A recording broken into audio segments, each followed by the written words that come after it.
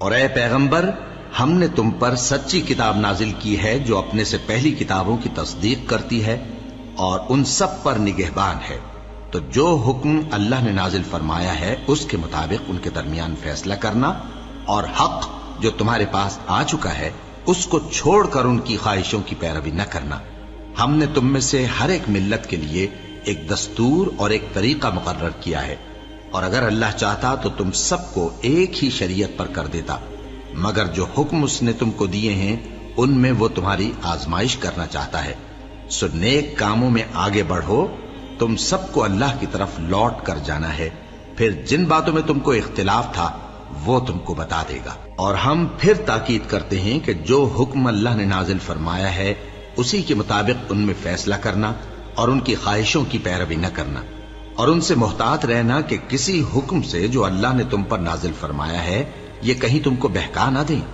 اب اگر یہ نہ مانے تو جان لو کہ اللہ چاہتا ہے کہ ان کے بعض گناہوں کے سبب ان پر مصیبت نازل کرے، اور اکثر لوگ تو نافرمان ہیں ہی۔ پس کیا یہ زمانہ جاہلیت کے سے فیصلے کے خواہش مند ہیں؟ اور جو لوگ یقین رکھتے ہیں ان کے لیے اللہ سے اچھا فیصلہ کس کا ہوگا؟ اے ایمان والو، یہود اور نصارہ کو دوست نہ بناؤ، یہ ایک دوسرے کے دوست ہیں، اور جو شخص تم میں سے ان کو دوست بنائے گا وہ بھی انہی میں شمار ہوگا۔ بے شک اللہ ظالم لوگوں کو ہدایت نہیں دیتا۔ تو جن لوگوں کے دلوں میں نفاق کا مرض ہے تم ان کو دیکھو گے کہ وہ ان میں دوڑ دوڑ کے ملے جاتے ہیں،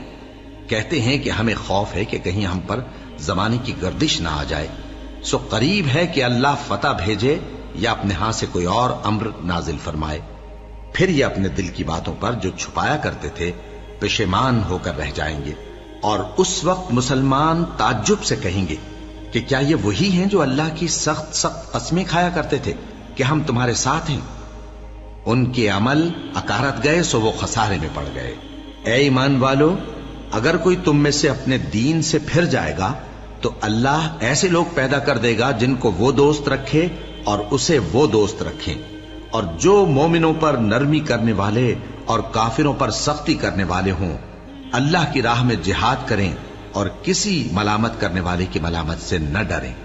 یہ اللہ کا فضل ہے، وہ جسے چاہتا ہے دیتا ہے، اور اللہ بڑی کشائش والا ہے، سب کچھ جاننے والا ہے۔ مسلمانوں، تمہارے دوست تو اللہ اور اس کے پیغمبر اور وہ مومن ہی ہیں جو نماز پڑھتے اور زکوٰۃ دیتے اور اللہ کے آگے جھکتے ہیں۔